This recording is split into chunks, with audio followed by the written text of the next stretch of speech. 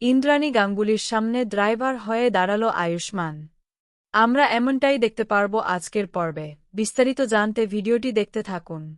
ধারাবাহিকের শুরুতেই আমরা দেখতে পাই প্রচণ্ড ক্ষুধার্ত অবস্থায় আয়ুষ্মানের জন্য খাবার পরিবেশন করছে কুসুম।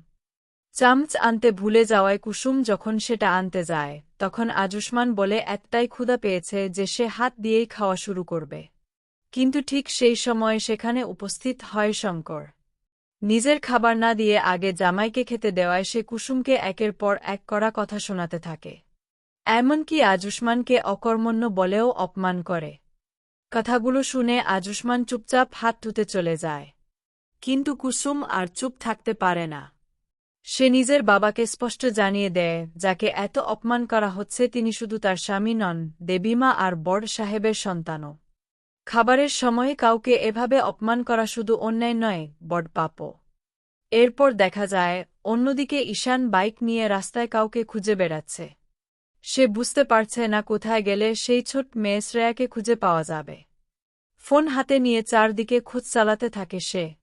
এদিকে কুসুমের বাড়িতে শঙ্কর একইভাবে আয়ুষ্মানকে অপমান করতে থাকে। তখন কুসুম সবাইকে জানিয়ে দেয় কেন আয়ুষ্মান চাকরি ছেড়েছিল। সে বলে নিজের মাকে কষ্ট না দেওয়ার জন্যই ছোট সাহেব সেই চাকরি ছেড়েছেন, অলস হয়ে বসে থাকার জন্য নয়। কিন্তু শঙ্কর কিছুতেই সেই কথা বিশ্বাস করতে চায় না। ঠিক তখনই ইন্দ্রাণী গাঙ্গুলির ফোন আসে। ফোন পেয়ে আয়ুষ্মান দ্রুত বেরিয়ে যাওয়ার প্রস্তুতি নেয়। পরবর্তীতে দেখা যায় ঈশান ফোনে শ্রেয়ার সঙ্গে কথা বলছে। ছোট মেয়েটা জানায় সে নিজের বাবাকে খুঁজতে একাই বেরিয়েছে। আশেপাশে কাউকে চিনতে পারছে না, শুধু দুজন অচেনা লোককে দেখতে পাচ্ছে। কথাটা শুনেই ঈশানের সন্দেহ হয়। সে বারবার শ্রেয়াকে বলে ওই লোকদের কাছে যেন কোনোভাবেই না যায়। কিন্তু ততক্ষণে শ্রেয়া জানায় লোক দুজন তার দিকেই এগিয়ে আসছে। আতঙ্কিত হয়ে ঈশান চিৎকার করে তাকে দৌড়ে পালাতে বলে। আর ঠিক তখনই ফোনটা কেটে যায়। ফোন সুইচ অফ হয়ে যাওয়ায় ঈশান আরও ভয় পেয়ে যায়। এদিকে কুসুমের বাড়িতে ছুটে আসে অনুশ্রী। সে জানায় ঈশান কিছু না বলেই বেরিয়ে গেছে, এমনকি ফোনও ধরছে না। তখন আয়ুষ্মান নিজেই ঈশানকে ফোন করে। ঈশান পুরো ঘটনাটা খুলে বলে। সে জানায় শ্রেয়া তাকে নিজের বাবা ভেবে বসেছে। স্কুলের সবাই বাবাকে নিয়ে তাকে কষ্ট দেয়, তাই সে বাবাকে খুঁজতে একাই বেরিয়ে পড়েছে। এখন মেয়েটার ফোন বন্ধ হয়ে যাওয়ায় সে খুবই দুশ্চিন্তায় আছে। সব শুনে আয়ুষ্মান তাকে শান্ত হতে বলে এবং চন্দনগড় থানায় পরিচিতদের সাহায্য নেওয়ার সিদ্ধান্ত নেয়। পাশাপাশি সে ঈশানকে শ্রেয়ার নম্বর পাঠাতে বলে। পরের দৃশ্যের সকালে আবার শুরু হয় শঙ্করের অপমান। কুসুম যখন আয়ুষ্মানের জন্য কফি আর বাবার জন্য চা নিয়ে আসে তখন শঙ্কর আবার কটাক্ষ করে বলে কাজকর্ম নেই অথচ বিলাসিতা কমছে না। কিন্তু এবারও কুসুম নিজের স্বামীর পাশে দাঁড়ায়। সে বলে নিজের উপার্জনের টাকা দিয়ে কয়েকদিন স্বামীকে কফি খাওয়ালে তাতে কোনো দোষ নেই। তবুও শঙ্কর নিজের অবস্থান থেকে এক চুলও সরে না।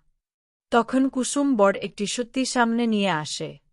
সে বাড়ির চাল, ডাল, আটা, ময়দা, চিনি, দুধ আর চাপাতা দেখিয়ে বাবাকে বলে এতদিন যে সংসার চলছে সেটা কার টাকায় চলছে কখনো ভেবে দেখেছেন?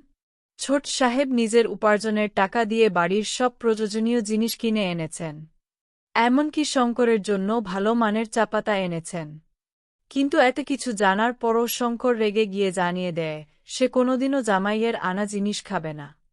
তখন কুসুমও দৃঢ়ভাবে বলে গাঙ্গুলি পরিবারের ছেলের উপার্জন যদি এতই অপছন্দ হয় তাহলে সেই উপার্জনে চলা এই সংসারেও থাকা উচিত নয়।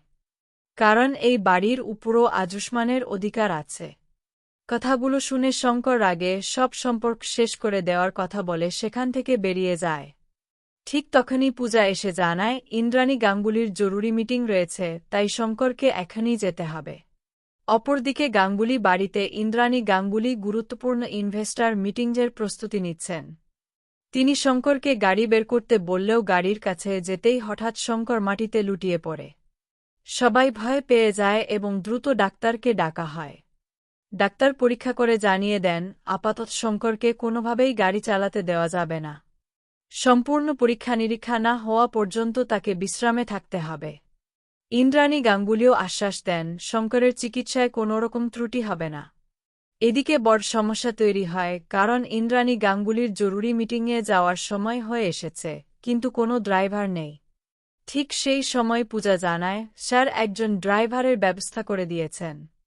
ইন্দ্রাণী গাঙ্গুলি নিশ্চিন্ত মনে গাড়ির কাছে এসে ড্রাইভারের পরিচয় জানতে চান। কিন্তু ড্রাইভারের ক্যাব খুলতেই তিনি অবাক হয়ে যান, কারণ সেখানে দাঁড়িয়ে রয়েছে আজুষ্মান।